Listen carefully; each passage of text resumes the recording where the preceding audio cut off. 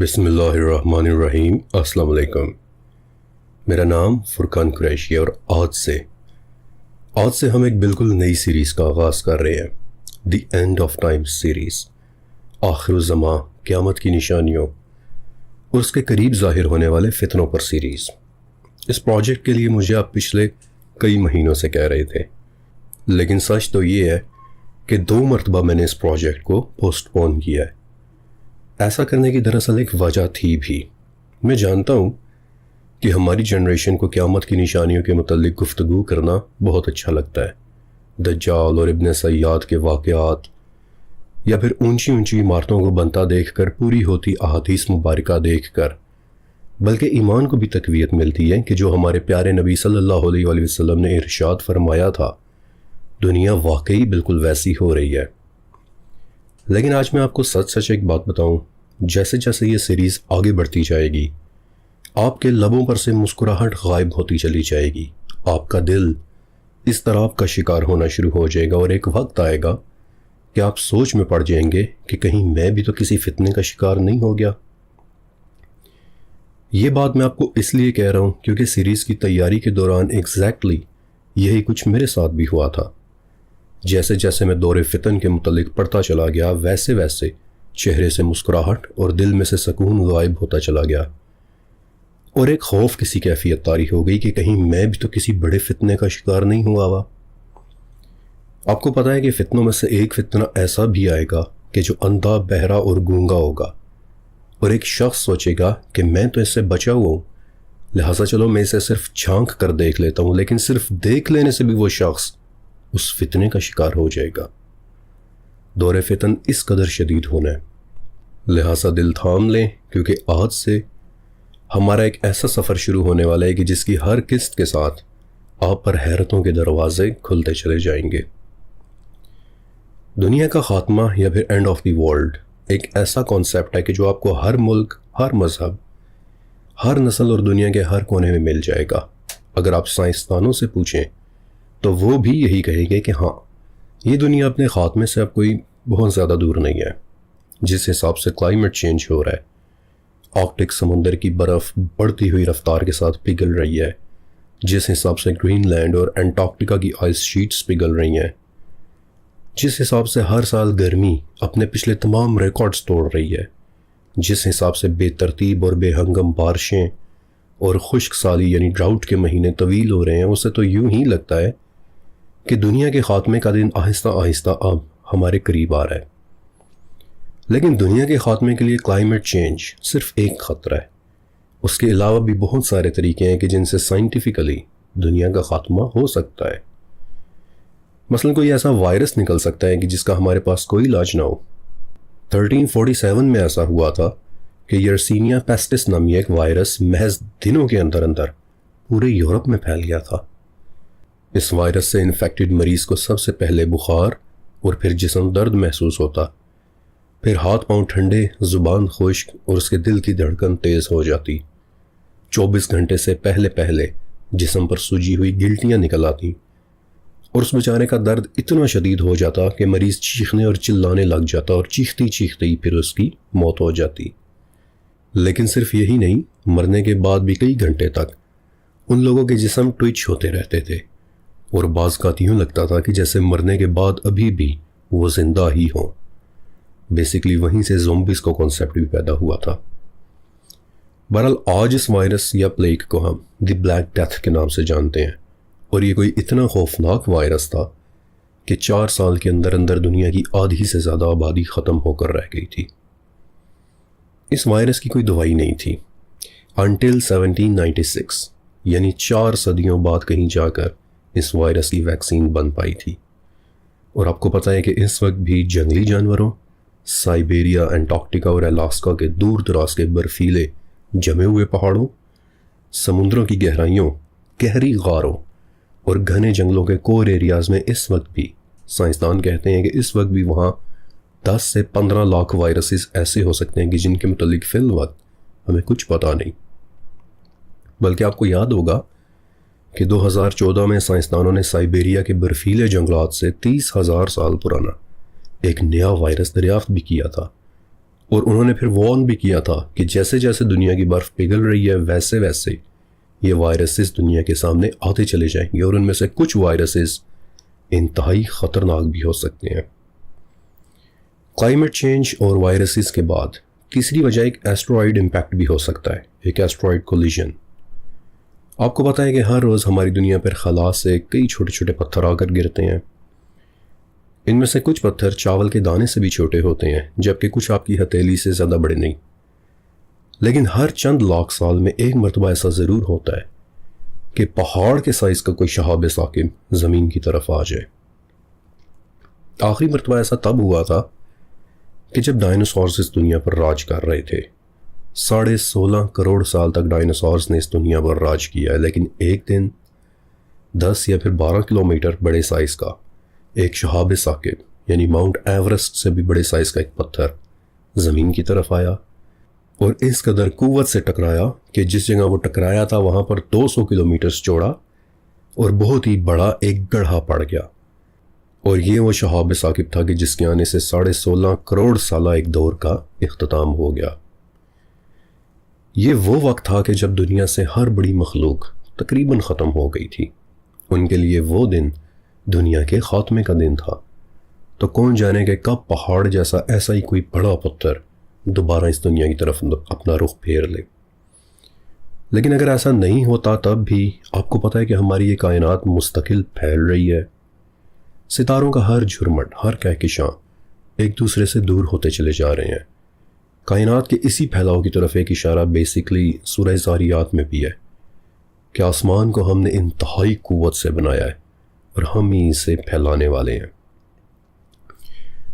تو یہ کائنات پھیل رہی ہے، ہر چیز ایک دوسرے سے دور دور جا رہی ہے، اور فزکس کے قوانین بتاتے ہیں کہ اگر یہ پھیلاؤ اسی طرح جاری رہا اور ستاروں کے درمیان کا فاصلہ بہت زیادہ بڑھ گیا تو ایک دن یہ ستارے ٹھنڈے ہو کر بجھ جائیں گے، ہر شے سردی اور اندھیرے کے اندر دفن ہو جائے گی، اور یہ ہوگی اس کائنات کی ایک سرد موت۔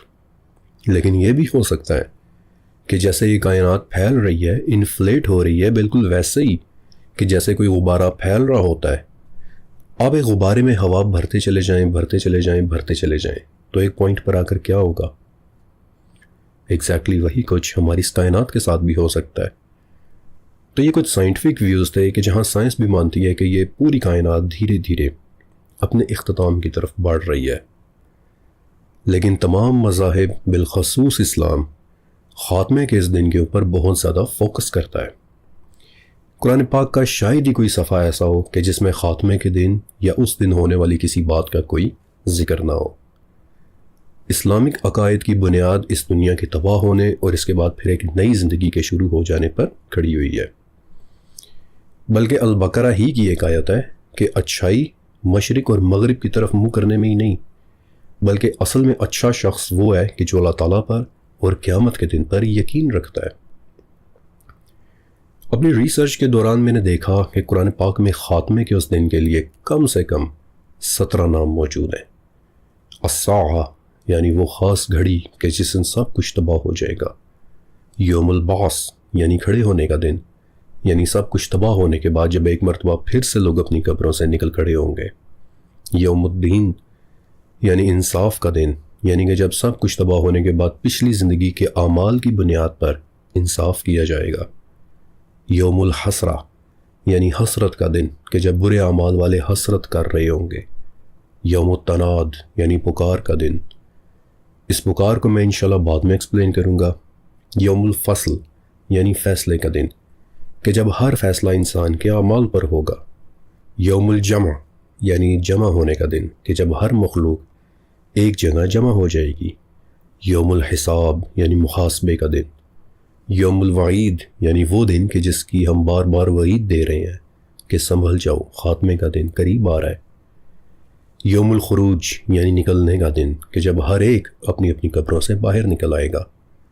الواقعہ یعنی قائم ہونے والی وہ تباہی کہ جس نے قائم ہو کر رہنا ہے، الحاقہ یعنی ثابت ہونے والی، الطامۃ الکبریٰ یعنی عظیم آفت، nothing but destruction، الصاخہ یعنی بہرا کر دینے والی، اس پر بھی میں انشاءاللہ بعد میں آؤں گا، الازیفہ یعنی وہ کہ جس نے آ کر رہنا ہے، اور القاریہ یعنی کھڑکھڑانے والی، وہ کہ جس کے آنے پر ہر چیز لرزنا شروع ہو جائے گی۔ خاتمے کے اس دن کے لیے قرآن پاک میں کم سے کم 17 نام موجود ہیں، اور میں اور آپ اس دن کو یوم القیامہ کے نام سے جانتے ہیں، یعنی قیامت کا دن۔ قیامت کسے کہتے ہیں؟ اس لفظ قیامت کا مصدر عربی زبان کے لفظ قام سے نکلا ہے، کہ جس کا مطلب ہوتا ہے اٹھ کھڑے ہونا، یعنی کہ وہ دن کہ جب آسمان اور زمین اور یہ کائنات سب کچھ تباہ ہو جائے گا، لیکن پھر اس کے بعد ایک نئی داستان شروع ہوگی، اور مر چکا ہوا ہر شخص اپنے رب کے حکم سے قبروں سے نکل کر اٹھ کھڑا ہوگا، اور وہ دن ہوگا قیامت کا دن۔ اسلام میں قیامت کا بڑا ہی واضح اور صاف کانسیپٹ موجود ہے کہ یہ 3 بڑے مرحلوں میں واقع ہوگی۔ سب سے پہلے تو آسمان و زمین اور life as we know it کا خاتمہ ہو جائے گا۔ کیسے ہوگا وہ میں آپ کو آگے چل کر انشاءاللہ ڈیٹیل میں بتاؤں گا۔ پھر دوسرا مرحلہ کہ ہر مخلوق ایک مرتبہ پھر سے زندہ ہوگی، اور قبروں سے نکل کر لوگ ایک خاص جگہ کی طرف چل پڑیں گے۔ اور تیسرا مرحلہ کہ وہاں پہنچ کر پھر ہم میں سے ہر ایک کو جزا یا پھر سزا کا فیصلہ سنایا جائے گا، ڈیپینڈنگ اپون کہ اس زندگی میں ہم کیا کچھ کرتے رہے ہیں۔ اب ایک بہت سنجیدہ سوال کہ قیامت کا دن کہ جو ایک اتنا اہم دن ہے، اس قیامت نے آخر آنا کب ہے؟ یہ وہ راز ہے کہ جو صدیوں سے انسان کے دل میں گونج رہا ہے کہ قیامت کب آئے گی، لیکن اس راز کی حقیقت صرف اور صرف اللہ تعالیٰ کے پاس ہے۔ نہ تو کوئی فلسفی، نہ ہی کوئی سائنسدان، اور نہ ہی کوئی فرشتہ اس سوال کا جواب دے سکتا ہے، یہاں تک کہ آخری نبی حضرت محمد صلی اللہ علیہ وسلم تک کو فرما دیا گیا کہ یہ لوگ آپ سے قیامت کا وقت پوچھ رہے ہیں، کہہ دے کہ اس کا علم صرف اور صرف میرے رب کے پاس ہے۔ پھر نبی علیہ السلام نے ایک مرتبہ فرمایا تھا کہ 5 چیزیں ایسی ہیں کہ جنہیں سوائے اللہ تعالیٰ کے اور کوئی بھی نہیں جانتا۔ نمبر 1، کوئی بھی نہیں جانتا کہ ماں کے پیٹ میں کیا ہے۔ بائی دی وے میں جانتا ہوں کہ کچھ لوگ الٹرا ساؤنڈ وغیرہ کے متعلق کہتے ہیں کہ اس سے تو پتہ چل جاتا ہے، لیکن اس بات کا ایک بڑا ہی زبردست جواب ہے، مگر وہ پھر کسی دن، کیونکہ وہ آج کا ٹاپک نہیں ہے۔ ہو سکا تو شاید اسی سیریز میں آگے چل کر شاید میں اس بات کو ایکسپلین کروں۔ نمبر 2، اللہ تعالیٰ کے سوا کوئی نہیں جانتا کہ کل کیا ہوگا۔ نمبر 3، سوائے اللہ کے اور کوئی نہیں جانتا کہ بارش کب ہوگی۔ ونس اگین میں جانتا ہوں کہ آپ اس وقت ویدر فورکاسٹ کے متعلق سوچ رہے ہوں گے، لیکن دیٹس ناٹ اٹ، اس کا جواب پھر کبھی۔ نمبر 4، سوائے اللہ کے اور کوئی بھی نہیں جانتا کہ کوئی شخص کس جگہ مرے گا۔ اور نمبر 5، سوائے اللہ تعالیٰ کے اور کوئی بھی نہیں جانتا کہ قیامت کب آئے گی۔ لہٰذا قیامت کے دن کا علم صرف اور صرف اللہ تعالیٰ کے پاس ہے۔ پھر اس وقت مشہور ترین احادیث میں سے ایک حدیث ایسی ہے کہ جسے حدیث جبریل کہتے ہیں، اور اسے عمر ابن خطاب رضی اللہ تعالیٰ عنہ نے روایت کیا ہے۔ آپ بتاتے ہیں کہ ایک مرتبہ ہم رسول اللہ صلی اللہ علیہ وسلم کے پاس بیٹھے ہوئے تھے کہ ایک آدمی آیا، اور ہم اس آدمی کو دیکھ کر بڑے حیران ہوئے کہ انتہائی سفید کپڑے اور انتہائی سیاہ بال۔ وہ شخص نبی علیہ السلام کے بالکل سامنے بیٹھ کے اور آپ سے 3 بڑے سوال پوچھے، اور وہ سوال ایسے ہیں کہ پورے اسلام کی تعلیمات ان 3 سوالوں کے اندر موجود ہیں۔ انہوں نے پہلا سوال پوچھا کہ ایمان کیا ہے؟ نبی علیہ السلام نے انہیں بڑا خوبصورت اور تفصیلی جواب دے کر ایمان کے متعلق تمام معلومات دے دی۔ تو وہ بولے کہ آپ نے سچ کہا، یہی ایمان ہے۔ اور عمر بن خطاب رضی اللہ تعالیٰ عنہ بولے کہ ہم حیران ہوئے کہ یہ بندہ سوال بھی کر رہا ہے اور ساتھ ہی ساتھ تصدیق بھی کر رہا ہے کہ آپ نے سچ کہا۔ دوسرا سوال احسان کے متعلق تھا، اور تیسرا سوال یہ تھا کہ یا رسول اللہ صلی اللہ علیہ وسلم قیامت کب آئے گی؟ اور اس پر نبی علیہ السلام نے فرمایا تھا کہ جواب دینے والا پوچھنے والے سے زیادہ نہیں جانتا، یعنی کہ جیسے آپ کو قیامت آنے کے وقت کا علم نہیں، ویسے ہی مجھے بھی نہیں معلوم کہ وہ کب آئے گی۔ تو پھر اس نامعلوم شخص نے پوچھا کہ اچھا تو پھر مجھے اس کی کچھ نشانیاں بتا دیں، اور پھر یہ حدیث آگے چلتی ہے کہ جس پر ہم بعد میں واپس آئیں گے کہ نبی علیہ السلام نے کیا کیا نشانیاں بتائیں تھیں۔ بہرحال اس حدیث کے آخر میں نبی علیہ السلام اپنے صحابہ کو بتاتے ہیں کہ سفید کپڑوں اور سیاہ بالوں والا یہ شخص حضرت جبرائیل علیہ السلام تھے کہ جو سوالوں کی صورت میں تمہیں تمہارا دین سکھانے آئے تھے۔ اور اسی حدیث سے یہ بھی پتہ چلتا ہے کہ قیامت کا علم اللہ تعالیٰ نے صرف اور صرف اپنے پاس رکھا ہوا ہے کہ یہ کب آئے گی، اور یہ بھی پتہ چلتا ہے کہ قیامت کی نشانیوں کے متعلق جاننا بھی ضروری ہے، کیونکہ جبرائیل علیہ السلام نے بھی پھر یہی عرض کیا تھا کہ اگر قیامت کا وقت نہیں تو پھر اس کی کچھ نشانیاں بتا دیں، تاکہ جو بھی شخص یہ حدیث سنے اسے ایک یاد دہانی ہو کہ یہ دنیا مستقل نہیں ہے۔ یہ نشانیاں اسے یاد دلائیں گی کہ یہ دنیا منزل نہیں بلکہ ایک امتحان گاہ ہے۔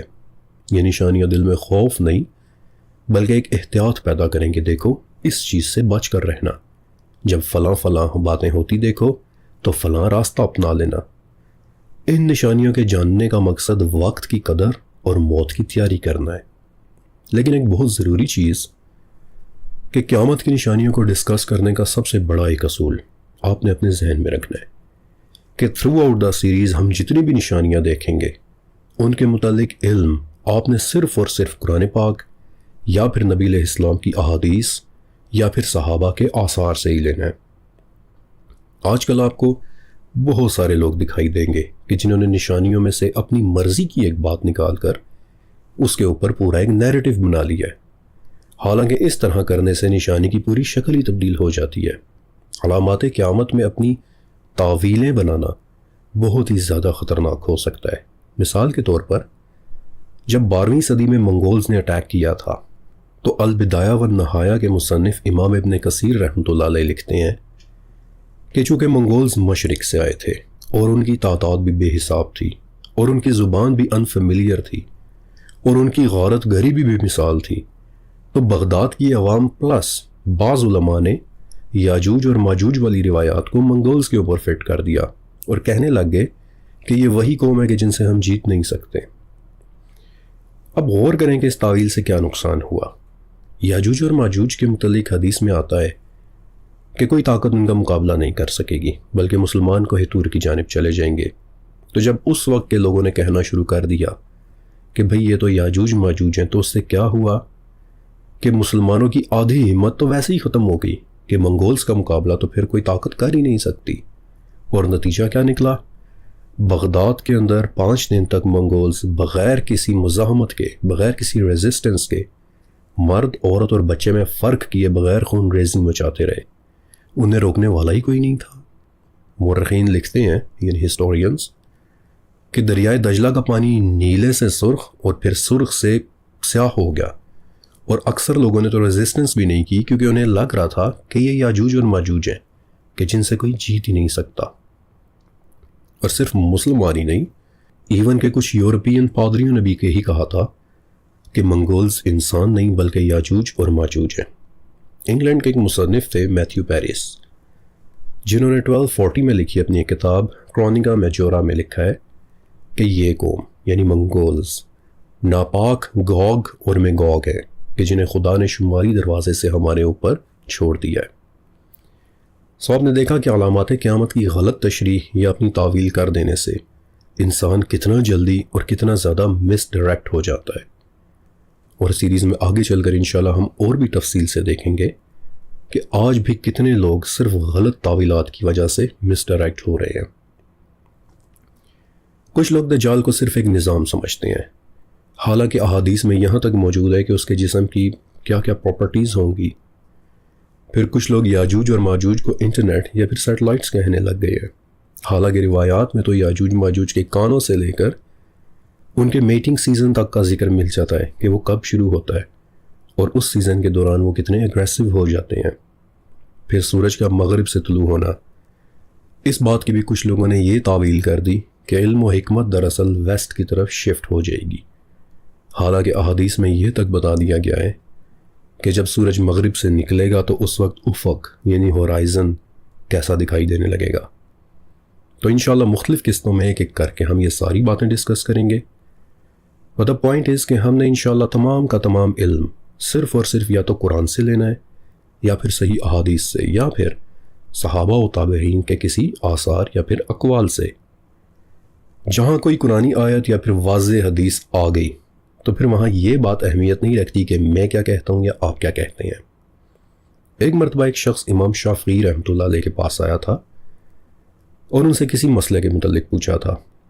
تو امام شافعی نے اسے بتایا کہ نبی علیہ السلام نے اس بارے میں یہ حکم دیا ہے۔ تو وہ بولا کہ ٹھیک ہے، لیکن آپ کی کیا رائے ہے؟ تو امام شافعی نے حیرت سے اس کی طرف دیکھا اور غصے سے پوچھا کہ کیا تمہیں میرے اوپر کوئی زنار دکھائی دے رہا ہے؟ زنار یعنی وہ مقدس پٹی، وہ سیش کہ جو یہود و نصارہ ربائی اپنے اوپر پہنا کرتے تھے، آج بھی پہنتے ہیں۔ یعنی کہ بیسیکلی امام شافعی نے کہا کہ کیا میں تمہیں غیر مسلم دکھائی دیتا ہوں؟ میں تمہیں بتا رہا ہوں کہ نبی علیہ السلام نے یہ حکم دیا ہے اور تم اس میں میری رائے مانگ رہے ہو۔ لہٰذا یہ تو ہو گیا پہلا اصول کہ ہم صرف قرآن و حدیث اور مستند آثار کو ایز اٹ از لیں گے، اس میں ہم اپنی انٹرپریٹیشن نہیں کریں گے۔ اور دوسرا اصول کہ دیکھیں، ضروری نہیں ہے کہ ہر نشانی ہمارے زمانے میں پوری ہو رہی ہو۔ عربی زبان کا ایک شعر ہے، میں آپ کو اس کا اردو ترجمہ بتا دیتا ہوں کہ ایک زمانہ ایسا آیا کہ جس کی شدت سے میں رو پڑا، لیکن جب وہ زمانہ ختم ہوا اور دوسرا زمانہ اس سے بھی زیادہ سخت آیا تو مجھے پہلا زمانہ یاد آنے لگ گیا کہ جس کی شدت سے میں رو پڑا تھا۔ لہٰذا یہ بات بے شک طے ہے کہ ہم اس وقت آخری زمانے میں جی رہے ہیں، کیونکہ المعارج کی ایک آیت ہے کہ یہ لوگ اس سے یعنی قیامت کو بہت دور سمجھ رہے ہیں، جبکہ ہم اسے بہت ہی قریب دیکھتے ہیں۔ تو یہ سچ ہے کہ اس وقت ہم بالکل آخری زمانے میں جی رہے ہیں، لیکن یہ بھی سچ ہے کہ کچھ بڑی نشانیاں ایسی ہیں کہ جنہوں نے ابھی آگے چل کر پورا ہونا ہے۔ مثال کے طور پر زمین سے ایک جانور نکلے گا کہ جو لوگوں کے ساتھ باتیں کرے گا۔ اس جانور کا ذکر قرآن پاک میں بھی ہے، اور حضرت علی ابن ابی طالب رضی اللہ تعالیٰ عنہ نے اس جانور کی باقاعدہ ایک پوری ڈسکرپشن دی ہے کہ وہ دیکھنے میں کیسا ہوگا، اور اس ڈسکرپشن کا جانور ابھی تک ہمارے سامنے نہیں آیا۔ چنانچہ یہ ہو گیا دوسرا اصول کہ لازمی نہیں کہ ہر نشانی بھی ہمارے اس زمانے میں پوری ہو چکی ہو۔ لہٰذا اس ساری گفتگو کے بعد اب ہم چلتے ہیں قیامت کی ایکچول نشانیوں کی طرف۔ پیارے نبی حضرت محمد صلی اللہ علیہ وآلہ وسلم نے قیامت کی بہت ساری نشانیاں بتائی ہیں، اور ابو زید ابن اخطب رضی اللہ تعالیٰ عنہ بتاتے ہیں کہ ایک مرتبہ فجر کی نماز کے بعد نبی علیہ السلام ممبر کے اوپر کھڑے ہوئے اور ایک ایک کر کے آپ نے آثار قیامت کے متعلق بتانا شروع کیا، اور آپ بتاتے چلے گئے یہاں تک کہ ظہر کا وقت ہو گیا۔ آپ علیہ السلام نیچے اترے، ظہر کی نماز پڑھائی اور دوبارہ بتانا شروع کیا یہاں تک کہ عصر کا وقت ہو گیا۔ آپ ایک مرتبہ پھر اترے، نماز پڑھائی اور دوبارہ بتانا شروع کیا یہاں تک کہ مغرب کی اذان ہو گئی۔ ابو زید ابن اخطب اور حذیفہ ابن یمان رضی اللہ تعالیٰ عنہم دونوں صحابہ بتاتے ہیں کہ اس روز نبی علیہ السلام نے قیامت تک ہونے والا کوئی بھی ایسا واقعہ نہیں چھوڑا کہ جو آپ نے بتا نہ دیا ہو۔ آپ نے ہر چیز بیان کر دی۔ صحابی کہتے ہیں کہ یاد رکھنے والے نے انہیں یاد رکھا اور بھولنے والے نے انہیں بھلا دیا۔ حذیفہ بتاتے ہیں کہ اس دن میں نے بھی اللہ کے نبی سے ہر چیز کے متعلق سوال کیا تھا، بس یہ پوچھنا رہ گیا کہ یا رسول اللہ صلی اللہ علیہ وسلم، جب مدینہ خالی ہوگا تو وہ کیا چیز ہوگی کہ جو مدینہ کو خالی کروا دے گی؟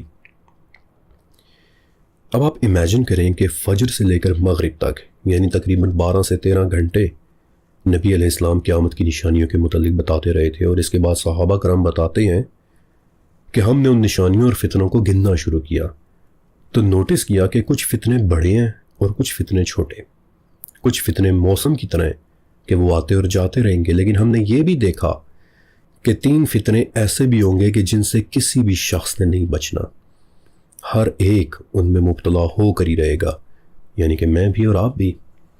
ان میں سے کچھ نشانیاں ایسی تھیں کہ جو نبی علیہ السلام کے زمانے میں ہی پوری ہو گئی تھیں۔ رسول اللہ صلی اللہ علیہ وآلہ وسلم کی بعثت بذات خود اشراط الساعہ میں سے ایک ہے۔ آپ علیہ السلام نے فرمایا تھا کہ مجھے اور قیامت کو ان 2 انگلیوں کی طرح مبعوث کیا گیا ہے، اور پھر آپ نے شہادت اور بڑی انگلی کی طرف اشارہ فرمایا تھا۔ اس حدیث پر کچھ صحابہ نے یہ مانی لیا کہ جتنی قریب یہ دونوں انگلیاں اتنا ہی قریب آپ کے زمانے سے لے کر قیامت ہوگی، اور کچھ صحابہ نے یہ مانی لیا کہ جتنا ان دونوں انگلیوں کے سائز میں فرق ہے اتنا ہی فاصلہ آپ علیہ السلام کے زمانے اور قیامت کے درمیان ہوگا۔ But the point is کہ نبی علیہ السلام کی بعثت بھی اشراط الساعہ ہی میں سے ایک ہے، اور اسی لیے آپ علیہ السلام کو نبی آخر الزمان بھی کہا جاتا ہے، یعنی آخری زمانے کے نبی، کیونکہ آپ علیہ السلام کے بعد پھر قیامت تک اور کسی نبی نے نہیں آنا۔ اسی طرح نبی علیہ السلام کی رحلت بھی قیامت کی نشانیوں میں سے ایک تھی۔ حضرت عوف ابن مالک رضی اللہ تعالیٰ عنہ بتاتے ہیں کہ ایک مرتبہ نبی علیہ السلام وضو فرما رہے تھے اور میں آپ علیہ السلام کے پاس کھڑا تھا، تو آپ نے فرمایا کہ عوف، قیامت سے پہلے 6 چیزیں ہوں گی۔ سب سے پہلی چیز تمہارے نبی کا انتقال ہوگا، اور آپ حیرت کی بات دیکھیں کہ جو 6 باتیں اللہ کے نبی نے بتائی تھیں، ان 6 میں سے 3 تو نبی علیہ السلام کے اپنے زمانے یا پھر اس کے فوراً بعد پوری ہو گئی تھیں۔ سب سے پہلی بات نبی علیہ السلام کی رحلت، یہ ان 6 میں سے پہلی نشانی تھی۔ پھر دوسری بات بیت المقدس کی فتح، کہ جو رسول اللہ صلی اللہ علیہ وسلم کے کچھ ہی عرصے بعد حضرت عمر ابن خطاب رضی اللہ تعالیٰ عنہ کے دور میں پوری ہو گئی۔ اور تیسری چیز دراصل ایک بیماری تھی۔ نبی علیہ السلام نے فرمایا تھا کہ عوف، جس طرح بکریوں میں موت کی وبا پھیل جاتی ہے، اسی طرح تم میں بھی ایک وبا پھیل جائے گی۔ اور امام ابن حجر عسقلانی رحمۃ اللہ علیہ فرماتے ہیں کہ یہ والی نشانی بھی عمر ابن خطاب رضی اللہ تعالیٰ عنہ کے دور میں پوری ہو گئی تھی، کہ جب طاعون امواس پھیلا تھا اور صحابہ کرام کی ایک بڑی تعداد، موجم البلدان والی روایت کے مطابق 25,000 صحابہ کرام اس وبا کے دوران شہید ہو گئے تھے۔ باقی 3 نشانیاں انشاءاللہ میں وقت آنے پر ڈسکس کروں گا۔ البتہ کچھ نشانیوں کے علاوہ صحابہ کرام نے وہ فتنے بھی پورے ہوتے دیکھے کہ جن کا قیامت کے ضمن میں ذکر ملتا ہے۔ یہاں پہلے آپ ایک بات سمجھ لیں کہ لفظ فتنہ یہ وہ اردو والا فتنہ نہیں ہے۔ جب ہم اردو میں فتنے کا لفظ بولتے ہیں تو اس کا مطلب شر پھیلانے والی کوئی چیز لیا جاتا ہے، حالانکہ فتنے کا اوریجنل عربی زبان میں مطلب ایک آزمائش یا پھر ایک امتحان ہوتا ہے۔ یہ بات سمجھنا بہت ضروری ہے۔ مثلا الانفال کی 28ویں آیت میں ہے کہ جان لو تمہارے مال اور تمہاری اولاد ایک فتنہ ہے۔ تو فتنے کا مطلب نیسیسرلی یہ نہیں کہ شر ہو، بلکہ فتنے کا مطلب آزمائش اور امتحان بھی ہوتا ہے، کہ تمہارے مال اور تمہاری اولاد تمہارے لیے ایک آزمائش ہے، ایک امتحان ہے۔ لہٰذا قیامت کے قریب ایسی آزمائشیں اور امتحانات کا ظہور ہوگا کہ انسان کو اپنا ایمان بچا کر رکھنا مشکل ہو جائے گا، یہاں تک کہ حدیث میں آتا ہے کہ آدمی صبح کو مومن مگر شام کو کافر، یا پھر شام کو مومن اور پھر صبح کو کافر ہوگا۔ اللہ مستعان۔ نبی علیہ السلام نے فرمایا تھا کہ یہ آزمائشیں، یہ فتنے اس طرح آئیں گے کہ جیسے اندھیری رات کے ٹکڑے ہوتے ہیں، ان میں لوگ اپنے اخلاق اور اپنے دین کو صرف تھوڑے سے ہی سامان کے بدلے بیچ دیا کریں گے، اور ان کے دل اس طرح مردہ ہو جائیں گے کہ جیسے کوئی انسان مر جاتا ہے۔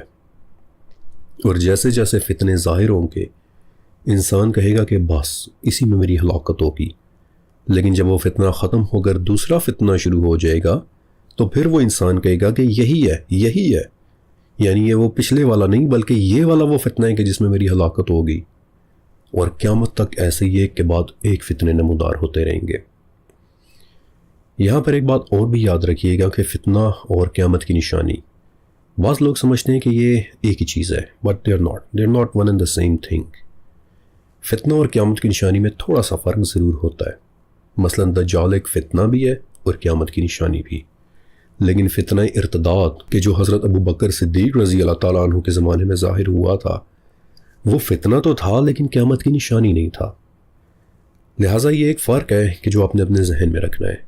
اور آج میں آپ کو کچھ انتہائی خطرناک قسم کے فتنوں یعنی امتحانات اور آزمائشوں کے متعلق بھی بتاؤں گا کہ جو نبی علیہ السلام کی رحلت کے فوراً بعد ہی نمودار ہونا شروع ہو گئے تھے۔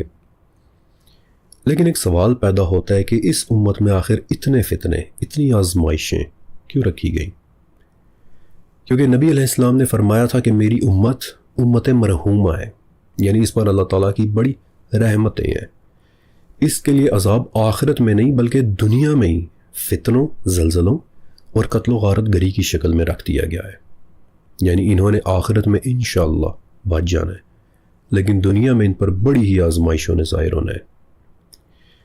حضرت عبداللہ ابن مسعود رضی اللہ تعالیٰ عنہ بتاتے ہیں کہ پے در پے فتنے ظاہر ہوں گے، جماعت در جماعت ظاہر ہوں گے۔ ایک فتنہ ختم تو دوسرا فتنہ شروع ہوگا، یہاں تک کہ انسان اپنی زندگی سے اس طرح بیزار ہو جائے گا کہ قبر کو دیکھ کر خواہش کرے گا کہ کاش مرنے والے کی جگہ میں ہوتا۔ اور اس کے مرنے کی یہ خواہش اللہ تعالیٰ سے ملاقات کے شوق میں نہیں بلکہ اس لیے ہوگی کہ وہ آدمی مصیبتوں اور فتنوں سے اس قدر تنگ آ چکا ہوگا۔ اور ایک فتنہ تو میں نے آپ کو بتایا تھا کہ اتنا شدید ہوگا کہ جو اندھا بہرا اور گونگا ہوگا لیکن اس کے باوجود اگر کوئی اسے دیکھ بھی لے تو اسے بھی وہ فتنہ اپنے اندر کھینچ لے گا۔ اللہ مستعان۔ اگلا سوال کہ پھر ان فتنوں کے متعلق جاننا کیوں ضروری ہے؟ یہ اس لیے ضروری ہے کہ حضرت حذیفہ رضی اللہ تعالیٰ عنہ فرماتے ہیں کہ ان ہلاکت خیز فتنوں سے صرف وہی بچ سکے گا کہ جو پہلے سے ان فتنوں کو جانتا ہوگا۔ اویئرنیس، فتنوں کے متعلق پہلے سے علم رکھنا از دی اونلی وے کہ ہم اس سے بچنے کی ایک کوشش کر سکتے ہیں۔ اور آپ دیکھ لیں کہ پچھلے 1450 سال کے دوران کس قدر فتنے ظاہر ہوئے ہیں کہ ان کا تو ہم شمار بھی نہیں کر سکتے۔ نبی علیہ السلام کی زندگی مبارک کے آخری دنوں میں ہی عرب کے کچھ علاقوں میں نبوت کے جھوٹے دعوے دار کھڑے ہو گئے تھے۔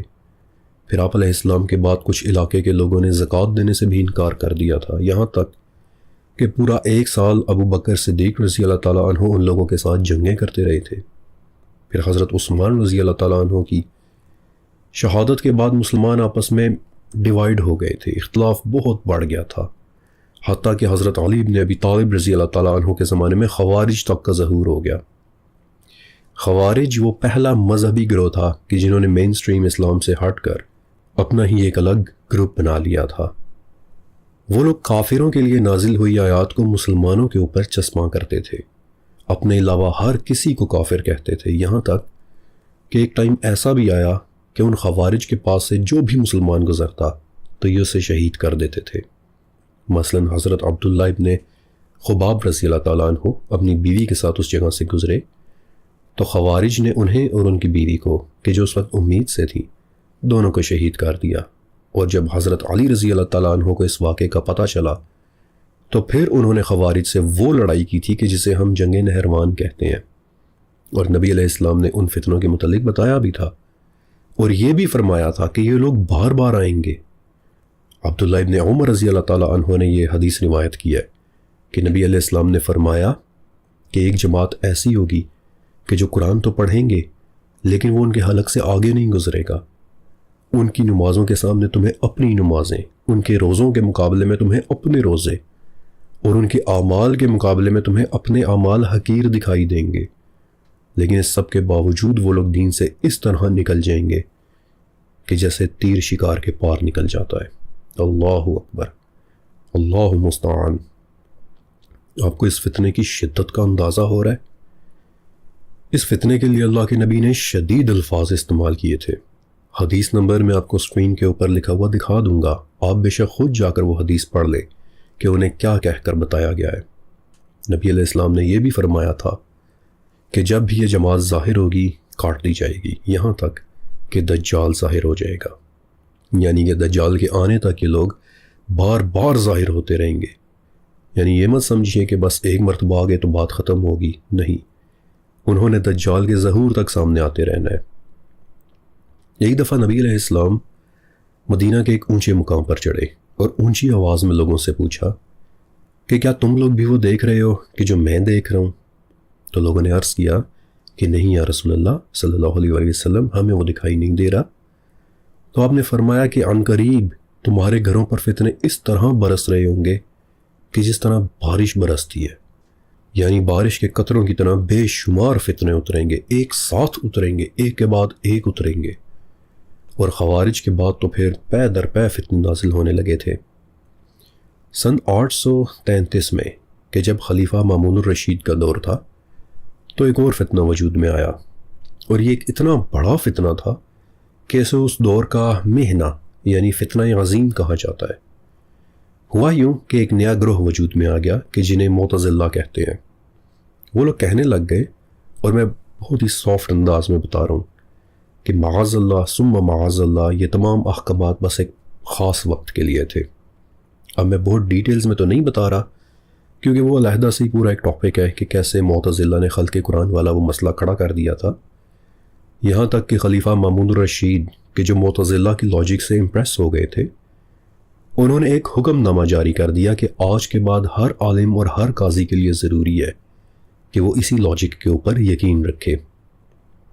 لیکن اللہ تعالیٰ ان کی قبر کو پر نور کرے، امام احمد ابن حنبل رحمۃ اللہ علیہ نے سٹینڈ لے لیا اور کہا کہ نہیں، قرآن کے احکامات تو قیامت تک کے لیے ہیں۔ سو امام حنبل کو طویل عرصے کے لیے قید میں ڈال دیا گیا، انہیں جسمانی اذیتیں دی گئیں، لیکن انہوں نے بھی اپنا سٹینڈ برقرار رکھا اور کہنے لگے کہ نہیں، قرآن کے احکامات قیامت تک کے لیے ہیں۔ 3 سال تک کے لیے انہیں قید میں رکھا گیا، زنجیروں سے باندھ کر رکھا گیا، بار بار کوڑے مارے گئے، لیکن وہ ایمان کے اوپر قائم رہے، حتیٰ کہ خلیفہ المتوکل علی اللہ تخت پر آئے اور اپنے دور کا یہ عظیم فتنہ اختتام پذیر ہو گیا۔ پھر ایک حدیث کے مطابق قیامت تب تک قائم نہیں ہوگی جب تک کہ 30 جھوٹے دجال نہ پیدا ہو جائیں، اور ان میں سے ہر ایک کا گمان یہ ہوگا کہ وہی اللہ کا نبی ہے، جبکہ حقیقت یہ ہے کہ میں ہی خاتم النبیین ہوں اور میرے بعد کوئی نبی نہیں، میرے بعد کوئی نیا پیغمبر دنیا میں نہیں آئے گا۔ یعنی اس حدیث کے مطابق 30 ایسے جھوٹے آئیں گے کہ جو خود کو نبی سمجھیں گے، حالانکہ محمد رسول اللہ صلی اللہ علیہ وآلہ وسلم ہی اللہ کے آخری نبی ہے۔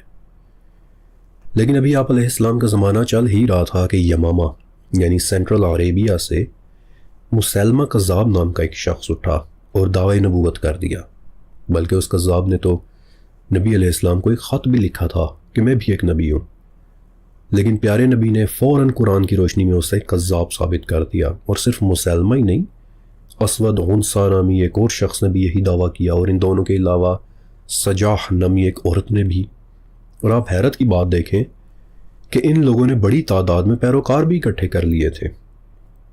ابو بکر الباقلانی رحمۃ اللہ علیہ 10ویں صدی کے بصرہ میں رہنے والے ایک بہت بڑے مورخ اور مسلم اسکالر تھے۔ انہوں نے اپنی کتاب اعجاز القرآن میں مسیلمہ کذاب، طلیحہ، اسود عنصا اور سجاح کے جیسے کچھ جاہلوں اور جھوٹا دعویٰ کرنے والوں کا بڑی تفصیل کے ساتھ ذکر کیا ہے، اور اپنی کتاب میں وہ ایک واقعہ بھی لکھتے ہیں کہ حضرت عمرو ابن عاص رضی اللہ تعالیٰ عنہ، آپ صحابی رسول تھے اور آپ نے فتح مکہ کے موقع پر اسلام قبول کیا تھا، لیکن ابھی جب کہ وہ ایمان نہیں لائے تھے تو ایک مرتبہ انہوں نے مسیلمہ کذاب کو دیکھا۔ تو مسیلمہ نے پوچھا کہ محمد عربی صلی اللہ علیہ وآلہ وسلم، ان پر نازل ہوئی کوئی صورت تمہیں آتی ہے؟ تو عمرو نے کہا کہ ہاں، ایک مختصر لیکن خدا کی قسم انتہائی فصیح و بلیغ صورت جانتا ہوں۔ اور پھر آپ رضی اللہ تعالیٰ عنہ نے سورہ عصر پڑھی کہ قسم ہے زمانے کی، بے شک انسان خسارے میں ہے۔ تو عمرو بتاتے ہیں کہ کچھ دیر کے لیے مسلمہ سوچتا رہا اور پھر بولا کہ معاذ اللہ نقل کفر نباشد، کہنے لگا کہ میرے پاس بھی ایسا کلام ہے، اور پھر اس نے معاذ اللہ ایک عجیب و غریب سا جملہ بولا کہ جس کا نہ کوئی سر تھا اور نہ کوئی پیر۔ تاریخ کی کتابوں میں اس کا وہ جملہ آج بھی موجود ہے۔ تو عمرو ابن عاص رضی اللہ تعالیٰ عنہ نے وہ جملہ سن کر مسیلمہ کی طرف دیکھا اور بولے کہ مسیلمہ، تجھے بھی پتہ ہے اور مجھے بھی پتہ ہے کہ تو محض بکواس کر رہا ہے، کہاں تیری یہ جہالت بھری باتیں اور کہاں وہ پاکیزہ کلام۔ بائی د وے میں قربان جاؤں اپنے نبی علیہ السلام پر، ان جھوٹے لوگوں کے لیے آپ نے دجال کا لفظ بہت پرفیکٹلی استعمال کیا ہے۔ آپ نے وہ بڑی مشہور حدیث سنی ہوگی کہ جس میں دجال یعنی وہ بڑا والا دجال کہ جس کی ایک آنکھ ہوگی، نبی علیہ السلام نے خواب میں دیکھا کہ وہ دجال چھپ چھپ کر حضرت عیسیٰ علیہ السلام کو دیکھ رہا ہے۔ اور ایسا کیوں؟ کیونکہ وہ حضرت عیسیٰ علیہ السلام کو کاپی کرنے کی کوشش کرے گا، وہ ایکٹ دہرانے کی کوشش کرے گا کہ جو عیسیٰ علیہ السلام نے معجزاتی طور پر پرفارم کیا تھا، مثلا اللہ کے حکم سے مردوں کو زندہ کرنے کا معجزہ۔ ایگزیکٹلی وہی کچھ دجال بھی کاپی کرنے کی کوشش کرے گا، اور ان چھوٹے دجالوں نے بھی نبی علیہ السلام کو کاپی کرنے کی کوشش کی تھی۔ مثلا جب ملعون مسیلمہ کذاب کو پتہ چلا کہ نبی علیہ السلام بچوں کے سر پر دست شفقت رکھتے ہیں تو ان کی ساری زندگی برکتوں کے ساتھ بھر جاتی ہے، تو مسیلمہ نے بھی اس معجزے کو کاپی کرنے کی کوشش کی۔ اس نے ایک مرتبہ کسی بچے کے سر پر ہاتھ رکھا تو اس بیچارے کا پورا سر ہی چھل گیا تھا۔ پھر جب حضرت ابو بکر صدیق رضی اللہ تعالیٰ عنہ کا زمانہ آیا اور یمامہ کے کچھ لوگ مدینہ آئے، اور ابو بکر صدیق رضی اللہ تعالیٰ عنہ نے ان سے پوچھا کہ یہ مسیلمہ کا کیا ماجرا ہے، تو انہوں نے کہا کہ یا خلیفہ الرسول، پہلے آپ وعدہ کریں کہ آپ ہمیں معاف کریں گے۔ اور پھر وعدہ لینے کے بعد انہوں نے بتایا کہ مسیلمہ کیا کیا کچھ خرافات کہتا ہے کہ یہ مجھ پر نازل ہوئی ہیں، معاذ اللہ عجیب و غریب بے سر پیر کی باتیں کہ جو for the sake of reference آج بھی آپ کو تاریخ کی کتابوں میں مل جائیں گی۔ اور اس کے بعد ابو بکر صدیق رضی اللہ تعالیٰ عنہ نے ایک ایکسپیڈیشن بھیجا تھا کہ جنہوں نے پھر مسلمہ کذاب کا قلعہ کما کیا تھا۔ حدیث میں آتا ہے کہ قیامت سے پہلے 30 چھوٹے دجال آئیں گے کہ جو نبوت کا جھوٹا دعویٰ کریں گے، اور اس وقت مسلمہ کذاب سمیت 24 ایسے نام موجود ہیں کہ جن کے متعلق علماء کرام کا کہنا ہے کہ وہ وہی چھوٹے اور جھوٹے دجال ہیں، اور 30 پورے ہونے کے بعد پھر وہ ایک آنکھ والا بڑا دجال سامنے آئے گا۔ اور یہ سب کچھ کب تک ممکن ہے؟ شاید بہت ہی تھوڑے عرصے میں۔ نبی علیہ السلام نے فرمایا تھا کہ تمہاری عمر گزشتہ امتوں کی عمر کے مقابلے میں صرف اتنی ہے کہ جتنا عصر اور مغرب کے درمیان کا وقت ہوتا ہے، اور اس چھوٹے سے عرصے کے درمیان آپ دیکھیں کہ کتنے کتنے بڑے فتنے پیدا ہوئے اور کتنوں نے ابھی مزید پیدا ہونا ہے۔ اور یہ سیریز ہے قیامت کی انہی نشانیوں اور انہی فتنوں کے متعلق کہ وہ کیا کیا ہوں گے، وہ دیکھنے میں کیسے ہوں گے، اور کیسے ہم انشاءاللہ ان سے بچ پائیں گے۔ یہاں سے ہی ہماری سیریز کا باقاعدہ آغاز ہوتا ہے، لیکن آج کے دن کی گفتگو بس یہیں تک۔ باقی اب انشاءاللہ ہم اگلی قسط میں کنٹینیو کریں گے۔ اور اب آپ 2 کام ضرور کیجئے گا کہ ایک تو پلیز اس ویڈیو کو لائک کر دیجئے گا تاکہ یہ معلومات ہماری یوٹیوب فیملی کے باقی ممبرز تک بھی پہنچ جائے، اور دوسرا یہ کہ اس خوبصورت پروجیکٹ کو اسی طرح جاری رکھنے کے لیے نیچے لکھے میرے پنڈ کمنٹ، میرے ٹاپ کمنٹ کو ایک مرتبہ ضرور پڑھ لیجیے گا، کیونکہ اس کمنٹ میں میری طرف سے آپ سب کے لیے ایک بہت ضروری پیغام ہے۔ شکریہ اور اللہ حافظ۔